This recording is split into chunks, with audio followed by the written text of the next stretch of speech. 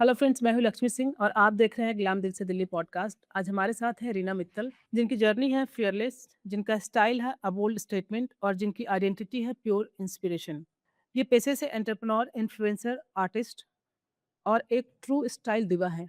Welcome Reena, glam दिल से Delhi podcast में। Thank you Lakshmi for giving me this opportunity कि मैं आपके पॉडकास्ट पे आ रही हूँ। आपकी लाइफ अगर एक मूवी होती तो उसका टाइटल क्या होता? ड्रीम्स इन हील्स, क्योंकि मैं अपनी लाइफ अपने स्टाइल से जीती। बिकॉज मेरे को लगता है कि हम लोग मैंने बचपन में एक बात सीखी थी कि हम लोग खाली हाथ आए हैं और खाली हाथ जाएंगे। तो सब कुछ जो है वो यहाँ पर है। एंड जब तक हम लाइव है तब तक ही सब कुछ है। जिस दिन हम मर गए तो सेकंड डे भी हमें कोई याद नहीं रखेगा। तो मैं अपनी लाइफ को इंसाइज जीती हूँ भरपूर। एंड सब कुछ यहीं पर छोड़ के जाना है। तो सबको ये भी बोलती हूँ कि अपनी लाइफ को अच्छे से जियो, जो आपका मन करता है वो करिए। रीना, आपकी पर्सनालिटी बिल्कुल वर्सेटाइल है, तो इसमें असली रीना कौन है?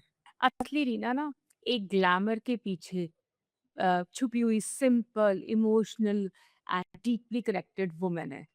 जो दिखता है वो वैसी नहीं है। मैं ग्लैमरस हूँ, पर मेरे मेरे पीछे बहुत सारे फियर्स हैं।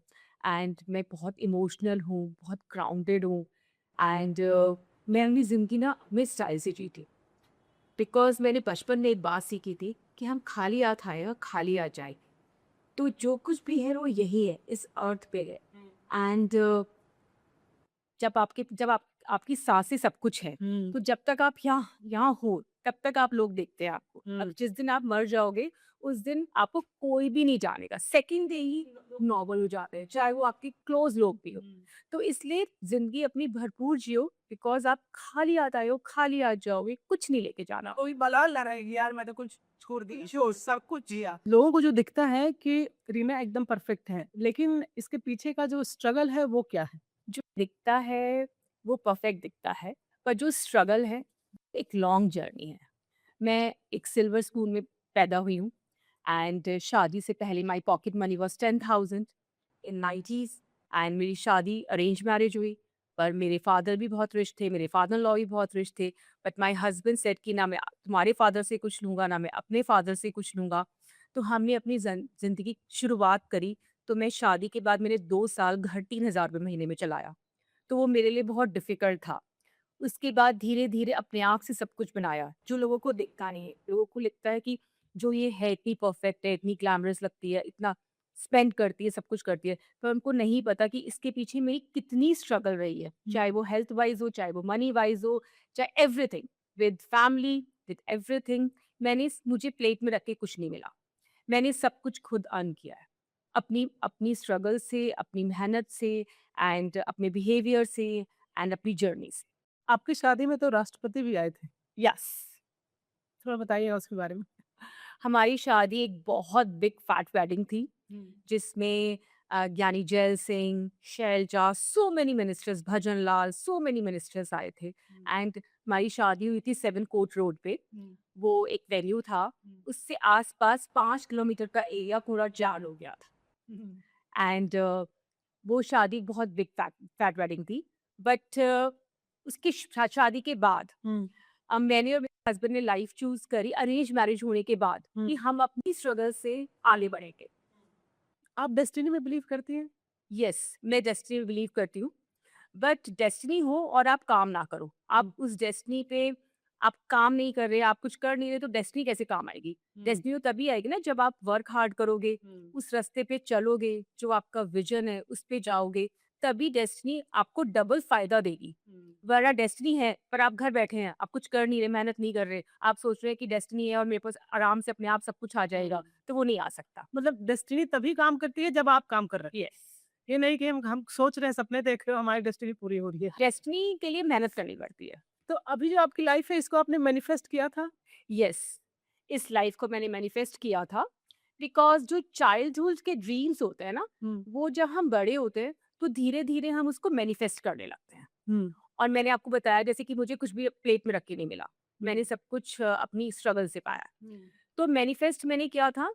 एंड जो मैंने मैनिफेस्ट किया वो सच में हुआ कि जब आप कोई चीज़, कोई अपने लिए सोचते हो, दिल से सोचते हो, हम्म। अपने दिल से सोचते हो, तो पूरी कायनात हम्म। शिद्दत से उसको पूरा करने में लग जाती है। हाँ हाँ, शाहरुख खान वाला डायलॉग। रीना, आप एक लग्जरी लाइफ जीती हैं, तो आपके लिए लग्जरी का क्या मतलब है? लग्जरी का मतलब है really peace of mind. For example Sita मैया, हम्म। रामायण में सीता मैया राम जी के साथ अपनी लग्जरी छोड़ के वन में चली गई थी। हम्म। तो उनको अपने हस्बैंड के साथ रहना पीस ऑफ माइंड था, तो वो उनके लिए उन्होंने अपनी लग्जरी को छोड़ा, पर उन्होंने सोचा कि मेरे हस्बैंड के साथ रहना ही मेरी लग्जरी है। तो आई थिंक कि luxury is peace of mind with जहाँ पर आपको कंफर्ट मिले एंड सब कुछ हो, मतलब कंफर्ट हो और अपने साथ पीस ऑफ माइंड हो। हाँ, यस। सोशल मीडिया का जमाना है, हर चीज सोशल मीडिया पे है। आपके लिए सोशल मीडिया कितना रियल है? सोशल मीडिया मेरे लिए हाफ रियल है। सोशल मीडिया को मैं ऐसे लेती हूँ कि जैसे हम लोग जब अपनी पिक्चर ले रहे होते हैं, सेल्फी ले रहे होते हैं, तो उसमें फ़िल्टर होता है। तो हम अपनी फ़िल्टर लगाते हैं ना, तो उसमें फ़िल्टर में आपकी फ़ोटो ना बहुत क्लीन आती है, आपका फेस बहुत क्लीन लगता है, आप बहुत अच्छे लगते हैं। हाँ, वो सोशल मीडिया ऐसा है, जो आप दिखाते हो वही दिखता है। यस। तो social media is like that कि filter, filter, it's yes. A filter. कितने लोगों के साथ ऐसा हुआ है कि ऐसे मैंने उनको हमेशा ही देखा सोशल मीडिया पे, और जब रियली वो मिली है तो मुझे लगता था कि अच्छा ये बीमार है क्या, क्योंकि फेस फेस जो है मैं पहचान नहीं पर कितने लोग से मैं पहचान नहीं पाती। हाँ, दिस इज़ ट्रू। क्योंकि कुछ ज्यादा ही फिल्टर कर देते हैं। हाँ, आप स्टाइल दीवा है तो आपको परफेक्ट दिखने का बड़ा प्रेशर हो रहता होगा। परफेक्ट दिखने का प्रेशर किसको नहीं होता। फॉर एग्जाम्पल आज एक स्कूल स्कूल गोइंग चाइल्ड है, उसको भी प्रेशर है कि मेरी यूनिफॉर्म प्रेस्ड हो, मेरे परफेक्ट मेरा हैंड बैग हो, बॉटल हो, उसको भी प्रेशर होता है। हम्म। आप बड़े होते हो, आप किसी ऑफिस में जाते हो, आप कोट पैंट पहन के जा रहे हो, तो उसको भी प्रेशर होता है कि मैं परफेक्ट लगूं वहाँ पर, एक कॉर्पोरेट लगूं। हम्म। एक हाउसवाइफ होती है, जब वो रात को उसका हस्बैंड घर आता है, वो सोचती है कि वो मुझे अच्छा लगे, तो उसको भी प्रेशर होता है। तो दुनिया में ऐसा कोई नहीं है जिसको परफेक्ट दिखने का प्रेशर नहीं होता। Yes. End of course pressure होता है हाँ। जब आप कहीं पर भी जाते हो किसी भी आउटिंग पे, एंड आपको लोग एक सेलिब्रिटी मानते हैं, तो आपको लगता है कि आप उस जगह जा रहे हो तो आपको उसके अकॉर्डिंग ड्रेस होके जाना है। परफेक्ट दिखने का प्रेशर तो बच्चों को भी होता है, बड़ों को भी होता है, एंड ओल्ड एज में भी होता है। आप ट्रेंड्स को फॉलो करती हैं या ओरिजिनलिटी में बिलीव करती हैं? मैं अपना ट्रेंड्स खुद बनाती एंड मैं अपनी वाइब खुद क्रिएट करती हूँ। जैसा मैं स्टाइल करती हूँ, अब कहीं जाती हूँ तो मुझे लगता है कि यही ट्रेंड है। और मैंने देखा है जहाँ भी आप जाते हो तो मुझे लगता है कि आपकी वाइब ही अलग होती है हाँ, दूसरों से। ऐसा होता है। क्योंकि अगर आप अपनी चीज़ें क्रिएट नहीं करते तो किसी ना किसी से मैच कर जाएगा, लेकिन आप खुद अपनी चीज़ें क्रिएट करते हो तो फिर वो डिफरेंट होगी। Yes, of course. आपको ट्रैवल बहुत पसंद है, आपने दुनिया के हर कंट्री में आप गई हैं, तो सबसे अच्छा एक्सपीरियंस कहाँ रहा? I love travelling. Hmm.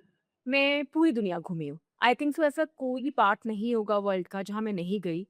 Expect Brazil नहीं गई हूँ, एंड एथियोपिया एंड 1-2 कंट्रीज़ और पूरा वर्ल्ड घूमी हूँ मैं। तो हर कंट्री से अलग कुछ सीखने को मिलता है, एंड हर कंट्री में आप जाते हो तो आप हर कंट्री की लर्निंग लेके आते हो। उनका ट्रेंड, उनका स्टाइल, उनका रहन-सहन, एंड मतलब सब जगह अलग-अलग वाइब्स हैं। फॉर एग्ज़ाम्पल यूरोप वाइब्स भी बहुत डिफरेंट है, यूएस की वाइब्स बहुत डिफरेंट है, ऑस्ट्रेलिया की बहुत डिफरेंट है, न्यूज़ीलैंड की बहुत डिफरेंट है, यूरोप की टोटली डिफरेंट है, चाइना की बहुत डिफरेंट है, एशियन कंट्रीज़ की बहुत डिफरेंट है। तो जब आप कहीं जाते हो, तो आप कुछ ना कुछ लर्न करके जा आते हो। हम्म। चाहे आप न्यूयॉर्क जा रहे हो, चाहे आप सिडनी जा रहे हो, चाहे आप लंदन जा रहे हो, चाहे आप चाइना के गाँव में जा रहे हो, तो भी आप कुछ ना कुछ ऐसा लर्न करके आते हो, जो आपकी डे टू ड डे लाइफ में आपको बहुत कुछ सिखाता है, बहुत कुछ सिखाता है। एंड आप ऑफ कोर्स जब आप कहीं घूम के आ रहे हो, तो आप कुछ ना कुछ सीख के ही आओगे वहाँ से। फॉर एग्ज़ाम्पल अरेबियन कंट्रीज़ में बहुत डिफरेंट है। न्यूज़ीलैंड में शाम को 5 बजे सब कुछ बंद हो जाता है, एंड रात होती है सुबह 5 बजे। तो ऐसे ही सब कुछ सिटीज़ कमर्शियल हैं, हाँ। कुछ वेरी बैकवर्ड हैं, हाँ। पर आप सब सब कुछ ऐसा है कि आप अपने दिमाग को एक अच्छे से ग्रो करके ला रहे हो वहाँ से। तो आपको इतनी सारी कंट्री घूमी तो आपको इंडिया में और उनमें क्या डिफरेंस नजर आया? इंडिया हमारा अब बहुत बढ़ गया है, जब से मोदी जी आए हैं, तब से इंडिया ने बहुत डेवलपमेंट करी है। बस इंडिया की प्रॉब्लम है मेन पॉपुलेशन। जो पॉपुलेशन है ना, उसमें हम लोगों को सिखा नहीं पाते कि वहाँ का कल्चर कैसे अडॉप्ट करें। कि उनको अगर इंडिया में पढ़ाई होएगी, सब बच्चों को समझ आएगा, तो नेचुरली इंडिया भी बहुत ज़्यादा अपग्रेड हो जाएगा यूरोप की तरह, यूएस की तरह। हम्म। द प्रॉब्लम इज़ दैट कि अभी इंडिया में इतनी पॉपुलेशन है, लोगों के पास एजुकेशन नहीं जा रही है, तो वो मतलब सीखेंगे कैसे? तो दूसरे कंट्री में अभी आपको लगता है कि इंडिया का परसेप्शन कुछ चेंज हुआ है उन लोगों? बहुत। जैसे कुछ एग्जांपल? बहुत। पहले जब इंडिया से लोग जाते थे, तो फॉर एग्ज़ाम्पल जब मैं पहली बार यूएस गई थी 1997, हुँ। तो जब हम वहाँ जाते थे तो वहाँ पर लोग इंडियंस को मतलब ऐसे समझते थे ठीक है, इवन गोरे ज़्यादा, यूरोप में ज़्यादा। हाँ। पर अब क्या है कि जब इंडिया अब बहुत कमर्शियली आगे बढ़ रहा है, हुँ। सारे बिज़नेसेस में एंड ऑल, तो अब डिफरेंट बहुत चेंज हो गया है, हुँ। बहुत चेंज हो गया है। वो आप लोगों को पता चल जाता होगा उन लोगों के बिहेवियर से। हाँ, बिहेवियर से पता चल जाता है। जब आप हुँ। बाहर घूमने जाते हो फॉरेन कंट्रीज़ में, तो जो जो बिहेवियर आज से 30 इयर्स पहले था और जो बिहेवियर आज है, उनके बिहेवियर से पता चलता है हमें कि इंडिया को लेके हुँ। लोगों में कितनी अवेयरनेस आई। आजकल जो ट्रेंड है कि सोशल मीडिया पे आपके काफ़ी फ्रेंड्स हैं, लेकिन रियल लाइफ में आपके फ्रेंड्स नहीं होते हैं। 1-2 किसी के होंगे, नहीं तो बाकी तो नाम के फ्रेंड्स होते हैं। लेकिन आपको कहा जाता है कि ये यारों की यार है। तो कैसे मेंटेन करते हो आप इस चीज़ को? Thank you so much. हाँ, ये बात सच है कि सोशल मीडिया पे आप फ्रेंड्स के साथ जब अपनी पिक्चर्स डालते हो, तो लोग सोचते हैं आपके बहुत सारे फ्रेंड्स हैं। एंड ये बात सच है कि हुँ। मेरे बहुत सारे फ्रेंड्स हैं, बहुत सारे फ्रेंड्स हैं, हुँ। पर मेरे मेरे दिल के भी फ्रेंड्स हैं। हुँ। मैं भगवान से शुक्रिया अदा करती हूँ, बाय अ गॉड ग्रेस मेरे बहुत क्लोज़ फ्रेंड्स हैं, जिनसे मैं अपनी ईच एंड एवरीथिंग डिस्कस करती हूँ। आई डोंट थिंक सो कि अगर हम दिल्ली में रहते हैं, तो 100 वुमेन में से 1 के पास भी ऐसे फ्रेंड्स हो सकते हैं। हुँ। पर टच वुड मेरे पास बहुत अच्छे फ्रेंड्स हैं। क्योंकि मैंने देखा है तुम्हें। हाँ। और सारे फ्रेंड्स हैं मतलब हर चीज़ में आप लोग मिलते हो, गेट टुगेदर करते हो, बड़ी एक अलग तरह की बॉन्डिंग है। हुँ, हुँ। तो ये सीख है दूसरों लोगों के लिए। आपने टीवी में भी काम किया है, आप एक आर्टिस्ट भी हो। तो कभी कोई ऐसा डीएम जो आपको लगा होगा कि बहुत ही अलग तरह का डीएम आपको किसी ने किया हो? हाँ, बहुत सारे डीएम्स आते हैं। मेरे को टीवी शो में काम किए हुए बहुत साल हो गए, पर आज तक भी वुमेन्स के डीएम्स आते हैं कि मैम आप हमारी लाइफ़ की इंस्पिरेशन हो, आपका लाइफ़स्टाइल ऑफ लाइफ़ एंड जैसे आप तैयार होते हो जैसे, तो बहुत अच्छा लगता है। पर नेगेटिव डीएम्स भी बहुत आते हैं। फॉर एग्ज़ाम्पल अभी लास्ट मंथ की बात बता रही हूँ। मैं बहुत सालों से डोनेशन कर रही हूँ, हुँ। पर वो मैं दिखाती नहीं थी। हुँ। तो मुझे किसी ने कहा कि रीना तुम्हें दुनिया में सिर्फ ग्लैमर देखते हैं कि तुम अच्छी ज़िंदगी जी रही हो और सब कुछ कर रही हो हुँ। एंड आजकल तुमने एक नया ट्रेंड शुरू किया है डोनेशन करने का जो लोगों को दिखाने के लिए। ओह! तो मैंने कहा कि मैं डोनेशन कर रही हूँ बहुत सालों से, मैंने दिखाया नहीं। मैं अब दिखा मैंने दिखाना शुरू किया क्योंकि हुँ। लोग समझते हैं कि सिर्फ अपना ग्लैमर दिखाती हूँ। हुँ। अच्छा, अगर मैं डोनेशन करती हूँ, आपने मेरी वीडियोज़ में देखा होगा जो उसमें मैं सामान बाँटती हूँ, वो बहुत एक्सपेंसिव सामान होता है। हुँ। अगर अगर मैं वीकली डोनेशन करती हूँ, उस वीकली डोनेशन में मैं फॉर एग्ज़ाम्पल 10,000, 15,000, 20,000 का सामान दे रही हूँ और सामने वाला कह रहा है कि इसने नया स्टाइल शुरू किया है, हुँ। तो ठीक है, आप करके दिखाओ ना। हुँ। फॉर एग्ज़ाम्पल अगर मैं ये कर रही हूँ, तो आप भी तो करके दिखाओ वो चीज़। करके दिखाओ, आप हाँ। कहते तो हो कि इसने नया स्टाइल शुरू कर दिया ग्लैमर के यस। साथ डोनेशन करने का हाँ। और डोनेशन जो होती है वो ऐसी होती है जो किसी को दिखाते नहीं है, हाँ। पर आप करके दिखाओ तो सही उस चीज़ को। अरे मैंने तो देखा है एक कंबल दान करेंगे तो 10 लोग उसमें हाथ लगाए रहेंगे। मतलब हाँ। 10 लोग चंदा से एक कंबल दान होता है। हाँ। तो इतना उनमें नहीं है कि हम अकेले भी किसी को 3000 या 4000 के कंबल दान कर दें, 10 लोग मिलके तो वो उसको कहते हैं कि दिखावा। हाँ, लेकिन अगर आप अपनी अगर गलती आप एवरी वीक कर रहे हो हुँ। और आप दिखा रहे हो, तो आप जो एक क्वेश्चन कह रहे हो कि इसने नया ड्रामा शुरू किया, तो आप भी तो वैसा करके दिखाओ। उनको लोग कुछ भी करो, लोग ना हर चीज़ में कमेंट करते हैं। हाँ, हाँ। वैसे आपके लिए फैशन क्या है? मेरे लिए फैशन है जो मैं खुद करती हूँ। हुँ। फॉर एग्ज़ाम्पल अगर मैं आज मनीष मल्होत्रा पहन रही हूँ, गुच्ची पहन रही हूँ या एक नॉर्मल मार्केट से लिया हुआ 2000 का आउटफिट पहन रही हूँ। हुँ। अगर मैं कॉन्फिडेंट हूँ, हुँ। तो वो फैशन अपने आप बन जाता है। हुँ। एंड जब आप अपने आप को एक्सरसाइज़ करते हो, आप कॉन्फिडेंट होते हो, तो वो स्टाइल अपने आप क्रिएट हो जाता है।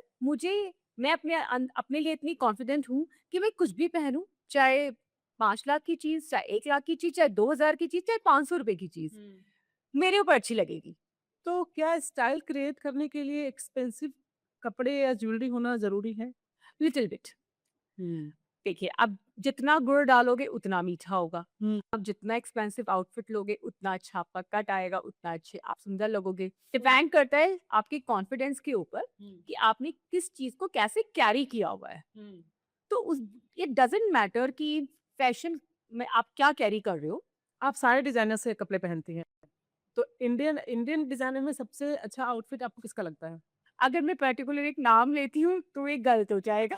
इसमें डिजाइनर डिजाइन हाँ, ये गलत हो जाएगा। पर मैंने आपको बताया ना, जितना गुड़ डालोगे उतना मीठा होगा, तो जितने बड़े डिज़ाइनर से लोगे उतना उतना आउटफिट आपका अच्छा तो लगेगा। आप इंटरनेशनल डिजाइनर का नाम ले सकते हो, वो बताओ इंटरनेशनल डिजाइनर में कौन से डिजाइनर कपड़े आपको ज्यादा पसंद है? माइकल चिंको। तो आपको दोनों के इंडियन डिजाइनर और बाहर के जो डिजाइन दोनों के क्या डिफरेंस नजर आता है आपको आउटफिट में? ये मैं आपको समझाती हूँ। हम्म। आप एक ब्यूटीक से कपड़े बनवाते हो, हम्म। एक डिज़ाइनर से कपड़े लेते हो और एक इंटरनेशनल डिज़ाइनर से कपड़े लेते हो। हम्म। तो वो जो कपड़ा बनाया है वो टेलर ने बनाया है, हम्म। ठीक है? हम्म। जो इंडिया इंडिया का टेलर है हम्म। उसकी सैलरी है 20,000 रुपए। हम्म। जो डिज़ाइनर का टेलर है उसकी सैलरी है 2 लाख रुपए। जो हम्म। इंटरनेशनल डिज़ाइनर का टेलर है उसकी सैलरी है 5 लाख रुपए। तो जो आपका कपड़ा बना रहा है, तो उसी पे डिपेंड करता है ना कि आपकी लुक क्या आएगी। हम्म। तो टेलर के ऊपर डिपेंड है। तो इसीलिए जितना महँगा आउटफिट होगा, क्योंकि उनका टेलर उतना महँगा है, वो हर चीज़ मतलब बहुत बारीकी से बनाता है। तो नेचुरली वो अच्छा लगेगा। काफी रिसर्च करके या काफ़ी रिसर्च करके। कि कौन से टेक्सचर पे कौन सा स्टाइल कौन सा जाएगा। टेक्सचर पे कौन सा स्टाइल लगेगा, हम्म। एंड उसमें ज़िप कहाँ पर होनी चाहिए, कप्स कहाँ पे होनी चाहिए, स्ट्रैप कहाँ पे होना चाहिए, उसकी स्टिचिंग कैसी होनी चाहिए, हम्म। एवरीथिंग। माइनर से माइनर थिंग। इंडियन और वेस्टर्न आउटफिट्स में क्या बता लेता है? बोथ। इंडियन आउटफिट मुझे रूटेड फील कराता है, वेस्टर्न मुझे बोल्ड एंड ब्यूटीफुल बनाता है, पर मैं दोनों को प्यार करती हूँ। मैं इंडिया में भी बहुत अच्छी लगती हूँ एंड वेस्टर्न में भी, एंड मैं दोनों बहुत अच्छे से कैरी करती हूँ। पर नॉर्मली जो फैमिली वाले लोग होते हैं वो कहते हैं तुम इंडियन में अच्छी लगती हो, जो बाहर का सोशल सर्कल होता है वो कहते हैं तुम वेस्टर्न में ज़्यादा अच्छी लगती हो। कपड़े हमेशा अपने पसंद से पहनना चाहिए या दूसरों की पसंद से? बोथ। हम्म। क्योंकि आपको अपनी पसंद के कपड़े आप पहन रहे हो, तो ये सामने वाले को भी तो अच्छे लगने चाहिए ना। अब अपनी पसंद से कपड़े पहन रहे हो पर सामने वाले को अच्छे नहीं लग रहे या उस ओकेजन के अकॉर्डिंग नहीं है, तो उसका क्या फायदा। मैंने देखा है तुम्हारा पूरा एक फ्लोर है जो जिसमें सारे आउटफिट हैं, अलग अलग डिजाइनर के वार्डरोब बने हुए हैं। तो कभी कपड़े रिपीट भी करते हो? Yes, of course. मैं कपड़े रिपीट करती हूँ, हम्म। एंड उसको जब मैं रिपीट करती हूँ तो उसका स्टाइल चेंज कर देती हूँ। उसको अच्छा। एक्सेसराइज़्ड अलग करती हूँ, हेयर स्टाइल चेंज कर देती हूँ, अपना पूरा का पूरा लुक चेंज कर देती हूँ। हाँ, लेकिन कपड़े ज़रूर रिपीट करती हूँ। तो उसको मतलब आप कस्टमाइज करवाते हैं? कस्टमाइज़ नहीं करवाती, एक्सेसराइज़्ड करवाती हूँ। हाँ, मतलब mix and match. Mix and match. या हम्म। तो ये एक टिप्स है दूसरों के लिए कि भाई आपके पास बहुत सारे कपड़े हो गए हैं तो आप इस तरह से करके आप पहन सकते हैं, यस, एक नया लुक क्रिएट कर सकते क्रिएट कर सकते हैं। हैं। कहते हैं कि नए कपड़े की वाइब्स ही अलग होते हैं, तो आप ये फील करती हैं? Yes, of course. नए कपड़े की वाइब्स बहुत अच्छी होती है, पर जो एनर्जी आपके अंदर खुद होती है, हम्म। वो उस वाइब को और अच्छे से क्रिएट करवा देती है, इनहेंस कर। एनहांस कर देती है। इतना नेम फेम लग्जरी है आपके पास, तो बिगेस्ट इनसिक्योरिटी क्या लगता है? मैं खुद, हम्म। मेरे इमोशंस। हम्म। अगर मैं इमोशनली हर्ट होती हूँ, तो मुझे कोई ठीक नहीं कर सकता। बिकॉज़ मैं एक छुपी हुई रीना हूँ, जो बहुत डरती भी हूँ।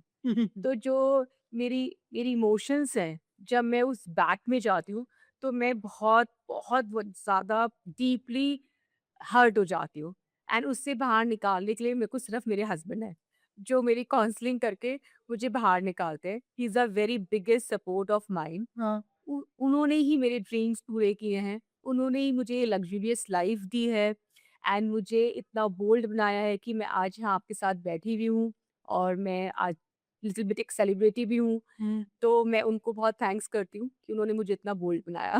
कहते हैं हर सफल महिला के पीछे किसी पुरुष का हाथ होता है, तो आपके पीछे किसका हाथ है? मेरे हस्बैंड का, Gopal Mittal. He is a person जो मुझे आज यहाँ तक लेके आया है। No doubt, also my father also, because जो उन्होंने मुझे संस्कार दिए, मुझे शिक्षा दी उससे, लेकिन इस मुकाम पे लाने के लिए मेरे हस्बैंड हैं। हम्म। उन्होंने मुझे हर चीज़ में सपोर्ट किया, जैसे मुझे लग्ज़रियस लाइफ़ दी, हम्म। आज इस स्टेटस पे पहुँचाया, आज मैं आपके साथ बैठी हुई हूँ, तो नो डाउट माय हस्बैंड।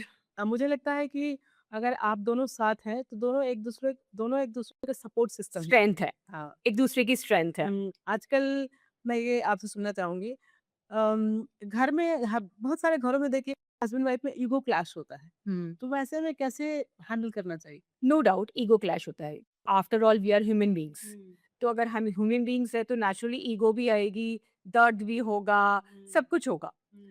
तो अब जब ईगो क्लैश होता है, तो जब हम यंग होते हैं तो अपनी ईगो को आगे रखते हैं। हम्म। ये आपको एज सिखाती है। Hmm. Age matters a lot. धीरे धीरे जब आप एजिंग करते हो तो आपको ईगो आपको समझ में आती है कि मुझे उस इंसान से क्या ईगो रखनी है, बिकॉज हम एक एक जिस्म जान है। हुँ, अगर एक उंगली को चोट लगेगी तो दोनों एक है। हुँ, तो धीरे धीरे ईगो खत्म होने लगती है। हुँ। पर ईगो से लड़ने के लिए, अगर for example women and man दोनों में ईगो है, तो एक जने को चुप हो जाना चाहिए एट दैट टाइम। हाँ, don't react, okay, respond after certain time. Okay.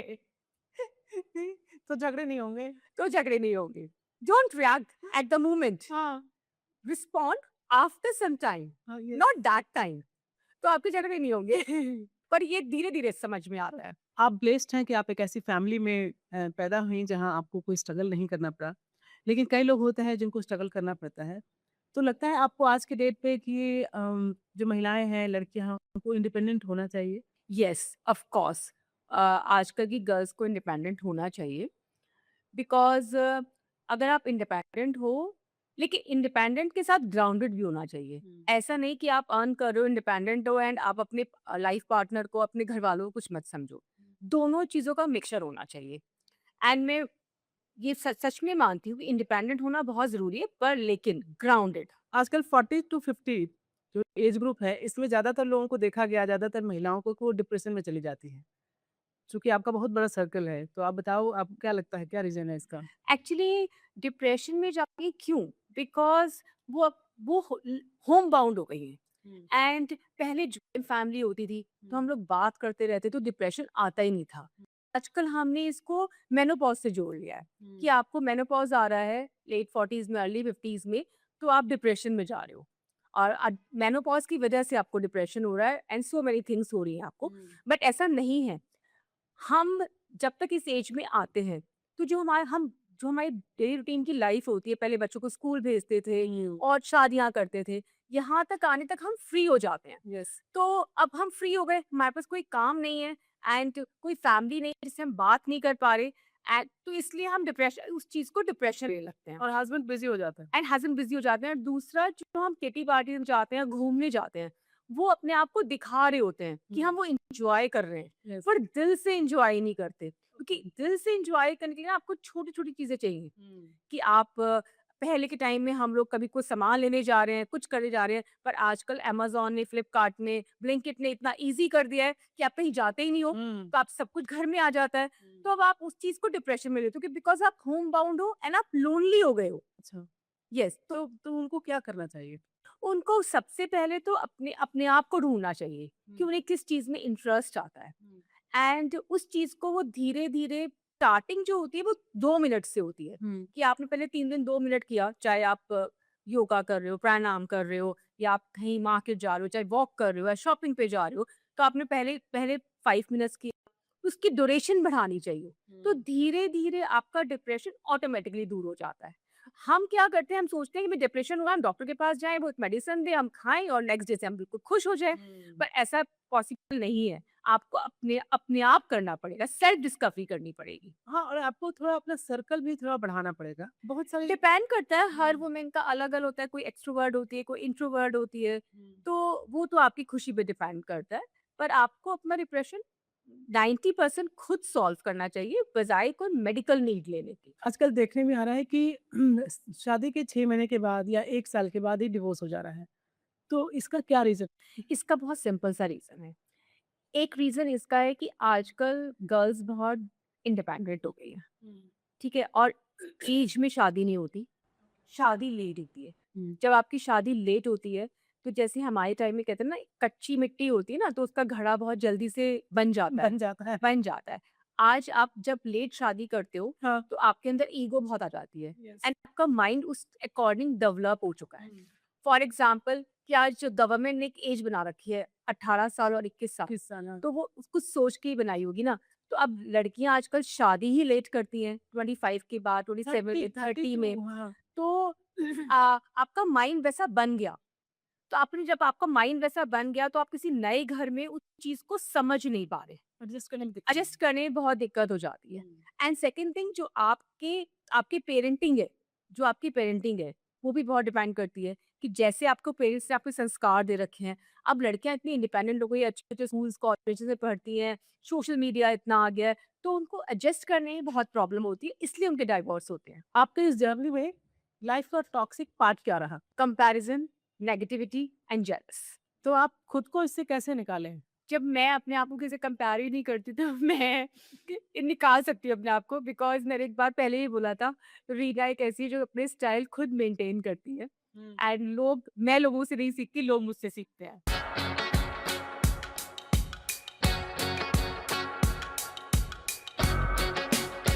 ये हमारा रैपिड फायर है।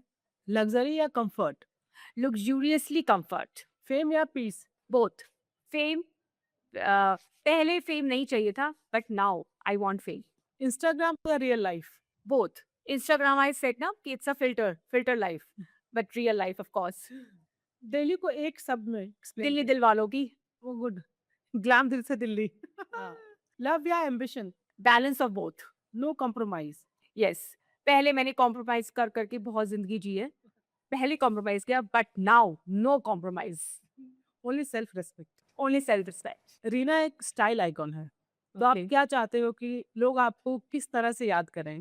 किस तरह की लेगेसी आप चाहते हैं? मैं चाहती हूँ वो मुझे एक सिंपल सी रीना, बहुत ग्राउंडेड, बहुत ग्लैमरस, और मैं इंस्पिरेशन दे सकती हूँ, उससे मुझे याद करे, मुझसे इंस्पायर हो कहीं न कहीं, बिकॉज़ मैंने बताया कि आपको अपनी टर्म्स पे ज़िंदगी जीनी चाहिए।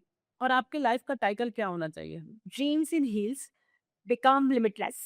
आपके जो फॉलोअर्स हैं और आपके जो फैन्स हैं, उनको आप क्या मैसेज देना चाहेंगे? मैं उनको मैसेज देना चाहूँगी, फॉर वुमेन्स और for for women women. For womens and girls. ज़िंदगी एक बहुत बड़ा सफ़र है और इसमें बहुत सारी स्ट्रगल्स हैं। रोज़ मुसीबतें आएँगी, आपको टूटेंगी, आपको तोड़ेंगी, आपकी आपकी मोटिवेशन को बहुत डिग्रेड करेंगी, बहुत वो करेंगी, बट आपको उनसे लड़ना है। रोज़ ज़िंदगी आपको तोड़ेगी। अगर अगर आपको कुछ काम करना है या कुछ कोई फ़ेम पाना है या सेलिब्रिटी बनना है या कहीं जाना है, कुछ भी, रोज़ आपको कुछ ना कुछ तोड़ेगा, पर आपको टूटना नहीं है। आपको अपने पंख लगा के उड़ान भरनी है और हमेशा भरनी है। रीना, आप चूँकि एक आर्टिस्ट भी हैं और आपने टीवी सीरियल्स में काम किए हैं। मैंने देखा है कि हर दूसरी लड़की आज के डेट पे कहती है कि मुझे मॉडल बनना है। तो उनको कुछ गाइड कीजिए। मॉडल बनना बहुत ईज़ी है, पर आप मॉडल बन गए, पै लेकिन आपके पास कुछ है नहीं। हुँ। तो मॉडलिंग के साथ-साथ आपको अपना आपको कुछ काम भी करोगे, तो बिकॉज़ आजकल हर इंसान चाहता है कि जैसे वो दिख रहा है मैं भी वैसे ही दिखूँ। उसके पीछे की स्ट्रगल नहीं सोचता कोई भी इंसान कि वो इस मुकाम पे आया है तो उसने कितना पहले किया होगा, तब तो वो इस मुकाम पे आया है ना। हुँ। तो इसलिए कोई भी लड़की अगर मॉडल बनना चाहती है या किसी को फ़ॉलो करती है, उसकी जैसा बनना चाहती है, तो मैं उसको बोलूँगी कि पहले कुछ काम करो, अपने आप को कामयाब करो। मॉडलिंग करना और अपने आप को अच्छा करना वो एक साइड बाय साइड रोल है। वो ऐसा नहीं है कि आप नो डाउट अगर आप बहुत सुंदर हैं तो आपको प्रोफ़ेशन में भी कोई ले सकता है। हुँ। पर एक आम लड़की के लिए मैं ये मैसेज देना चाहती हूँ कि पहले अपने आप को काबिल बनाओ, फिर मॉडलिंग करो। ना मतलब अपने लिए रोज़गार तो अपने लिए पहले रोज़गार करिए। रोज़गार हाँ। ढूँढो, हुँ, तब हुँ। उसके बाद क्योंकि ये 4 टू 5 इयर्स का टाइम होता है, हाँ, उसके बाद फिर मॉडलिंग खत्म एक है। एक टाइम है, हुँ। Maximum 5 to 10 years. यस। जैसे-जैसे आपकी एज बढ़ती है, वैसे-वैसे आप रिवर्स जाते हो, तो आपकी मॉडलिंग खत्म हो जाती है। पर जो प्रोफ़ेशन होता है, वो आपकी लाइफ़ टाइम होता है आपके लिए। आजकल चारों तरफ इतना चकाचौंध है, सोशल मीडिया पे बहुत कुछ है, तो ऐसे में खुद को ग्राउंडेड कैसे रखें? With gratitude. अगर आप फैमिली जो रूटेड होते हैं, वो ग्राउंडेड होते हैं। अगर आप ग्रैटिट्यूड करेंगे, शुक्रिया अदा करेंगे भगवान का, पेरेंट्स का, अपनी फैमिली का, अपने बच्चों का, अपने फ्रेंड्स का, तो ऑटोमेटिकली आप ग्राउंडेड हो जाएँगे। आपको कपड़ों के साथ-साथ गाड़ियों का भी शौक है? हाँ, समहाउ गाड़ियों का शौक नहीं है। वी आर ऑटोमोबाइल डीलर, तो हर जगह गाड़ी बेचते हैं। हस्बैंड का काम ही ऑटोमोबाइल डीलरशिप है, तो वी हैव अ डीलर्स। तो इसलिए मुझे गाड़ी का शौक नहीं है, पर हाँ, मेरी बचपन से एक इच्छा थी कि मुझे रोल्स रॉयस लेनी है। एंड अभी 6 इयर्स पहले मेरे हस्बैंड ने मेरे बर्थडे में मुझे रोल्स रॉयस गिफ्ट करी। ओह गॉड! मैं घूमूँ चाहे छोटी-मोटी गाड़ी में, वो मेरा एक सपना था, जो मेरे हस्बैंड ने पूरा किया। तो रोल्स रॉय या दूसरी गाड़ियों में क्या डिफरेंस नज़र आता है आपको? इसका आंसर मैं आपको पहले दे चुकी हूँ, जितना गुड़ डालोगे उतना मीठा होगा। अगर आज आप एक गाड़ी 10 लाख की ले रहे हो और एक गाड़ी 10 करोड़ की ले रहे हो, तो नेचुरली उसमें डिफरेंस तो होगा ही। रीना, आप स्टाइल आइकॉन तो शुरू से थी, लेकिन पिछले कुछ सालों में आप ज़्यादा पॉपुलर हुई हैं। तो किस तरह से ये पॉपुलैरिटी आपको मिला? मैं पॉपुलर हुई, मेरा जब शो आया था दिल्ली डार्लिंग, तो लोगों ने देखा, तो आई थिंक सो कि मैं उसमें रियल थी। आई हुँ, एम अ रियल वुमन। हुँ। दैट्स व्हाई लोगों ने पसंद किया और मैं पॉपुलर हुई, बिकॉज़ मैं जो रीना हूँ वो रियल हूँ। मैंने जो देखा उसमें आपकी आपकी जो पार्टीज़ होती है वो बहुत अलग होती है। आपके ज्वेलरी का कलेक्शन बहुत अलग है, आपके वॉचेज़ के कलेक्शन बहुत अलग हैं और सबसे ज़्यादा इंटरनेशनल डिज़ाइनर जो हैं उनके आउटफिट्स आपके ही वार्डरोब में हैं। तो ये सब का शौक फ़ेमस होने के बाद हुआ, ये पहले से ही था? जब मैं 5 साल की थी, तब भी मैं ऐसी थी और जब मैं आज हूँ तब भी ऐसी थी। जब मैं 5 इयर्स की थी तब भी मैं अपने आप को इतना ड्रेस अप कर लेती थी। धीरे-धीरे, धीरे-धीरे और ग्रूमिंग आ गई। पर मैं जैसी बचपन से हूँ वैसी ही आज आज हूँ। मतलब जो मैं बचपन में मैं शौक करती थी, जो मेरे पास मेरी एक्सेसरीज़ होती थी, वो मैंने आज तक भी सँभाल के रखी हुई है। मैं शुरू से मुझे तैयार होने का बहुत शौक है। तो ये थी स्टाइल दिवा रीना मित्तल की inspiring journey. Thank you so much Reena, बहुत अच्छा लगा। आपके जो स्टाइल स्टेटमेंट है वो दूसरे लोगों को भी इंस्पायर करेगा। Thank you Lakshmi, so so thank you. आपने मुझे यहाँ बुलाया, मुझसे पूछा, बहुत सारी चीज़ें मेरी गलत भी होंगी, नहीं, नहीं। पर ऐसा नहीं होगा।